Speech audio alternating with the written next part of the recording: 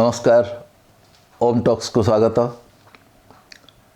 First thing first कि छोटिया musical tips देवी आपन को मु जो म्यूजिकल टिप्स दउची देखंतु तार कारण होची आपन को संगीत संगे जोड़िया पे जो माने संगीतज्ञ से माने तो निश्चित भाव में संगीत करेंगे कि जो माने संगीतज्ञ नुहंती मु आगुर कही गीत गोटे एमिति माध्यम आपन को से आपन संगीतज्ञ हुंतु विधिवत भाव में आपन संगीत अभ्यास करंतु कि शिखंतु से भिन्न कथा।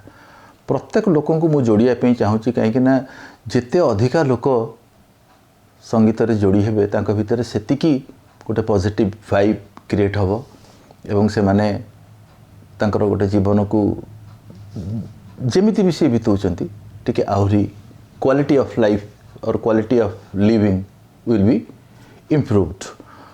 तो से कि आमर प्रथम जिनस होची शास्त्रीय संगीत। शास्त्रीय संगीत ठारू आजिकल देखा जाउची बहुत लोग दूरे जाउचंती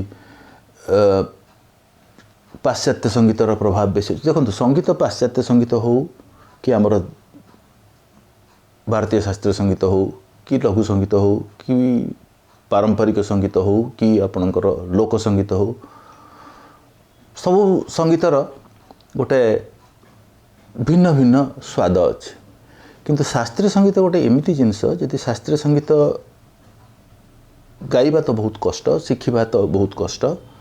जदि खाली आपण शुणती देखिए आपण मानसिक स्तर में बहुत शांति अनुभव करेंगे एवं धीरे धीरे आपणकर रुचि बढ़िबो शास्त्रीय संगीत प्रति। आ शास्त्रीय संगीत प्रति रुचि बढ़िबार माने होची आपणकर आपण जेतिकी शास्त्रीय संगीत द्वारा जड़ित हेबे आपण सेतिकी ईश्वरंक निकटतर हेबे।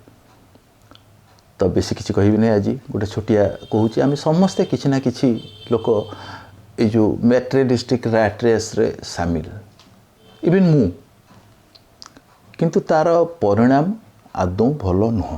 परिणाम भल नुह ये कि मुझे कहबी गोटे छोटिया कहानी। गोटे लोकटे थिला से बहुत अभाव असुविधा भितर तार चलला। तार बाप माँ से धनी श्रेणीर व्यक्ति नथिले एवं तो बाप माँ चलीगला पर से निजे जिते संसार को फेस कला इंडिपेंडेंटली तार लाइफ आरंभ कला।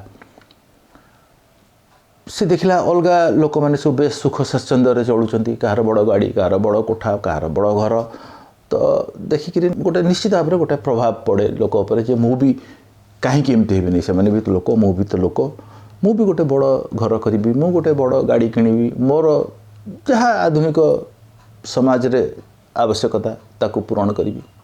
से कि जोड़े बाट अच्छे, गोटे कठिन परिश्रम करेंगे, आउ गोटे बाट अच्छी आपण किसी असाधु जिनस आप मनोनिवेश करेंगे जो असाधु उपाय धन उपार्जन करेंगे।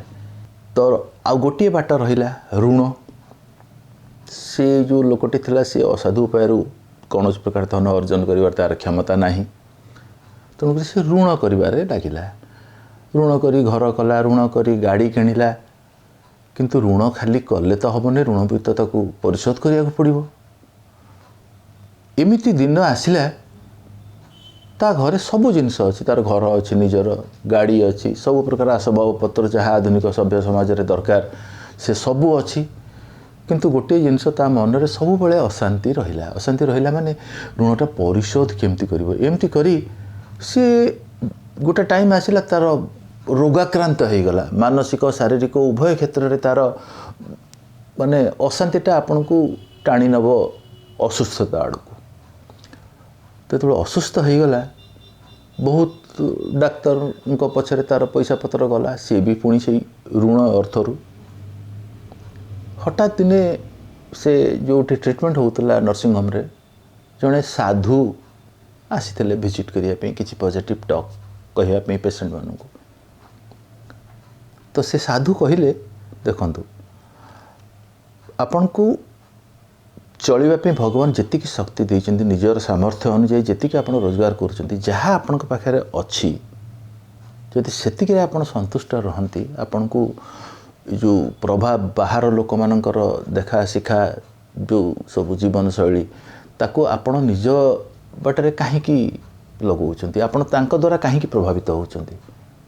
जहाँ अच्छी से चलवा आरंभ करूँ। जदि आपण पाखे किछि भी अर्थ अच्छी तार किछि पोर्शन आपण निजे पे खर्च करंतु, किछि पोर्शन आपण ସଞ୍ଚୟ କରନ୍ତୁ।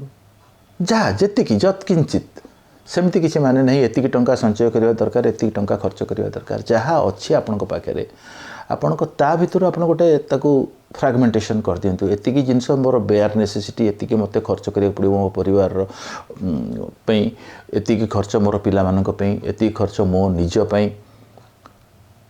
ଏବଂ ତା ଦେହରୁ କିଛି ଆପଣଙ୍କର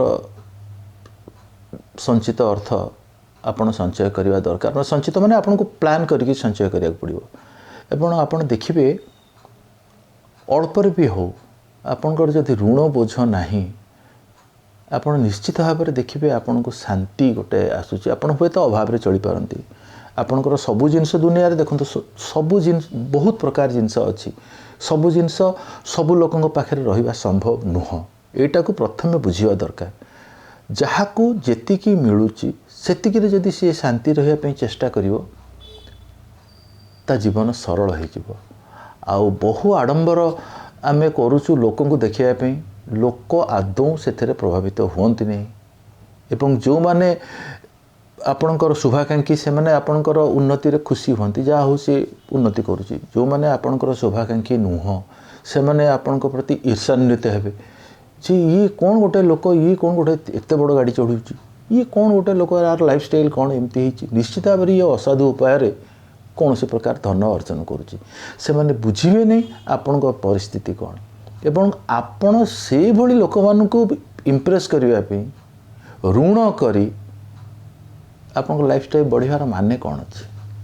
ଯାହା ଅଛି ଆପଣ ନିଜ ଉପରେ ଖର୍ଚ୍ଚ କରନ୍ତୁ। ଯେତିକି ଯତ୍କିଞ୍ଚିତ ଆପଣଙ୍କ ପାଖରେ ଧନ ଅଛି ଆପଣ ନିଜ ପରିବାର ପାଇଁ ଖର୍ଚ୍ଚ କରନ୍ତୁ, ନିଜ ପାଇଁ ଖର୍ଚ୍ଚ କରନ୍ତୁ, ଅନ୍ୟକୁ ଦେଖାଇବା ପାଇଁ ଆଦୌ ନୁହଁ। ଦେଖିବେ ଆପଣଙ୍କ ଜୀବନ ବହୁତ ସରଳ ହୋଇଯିବ। ଧନ୍ୟବାଦ।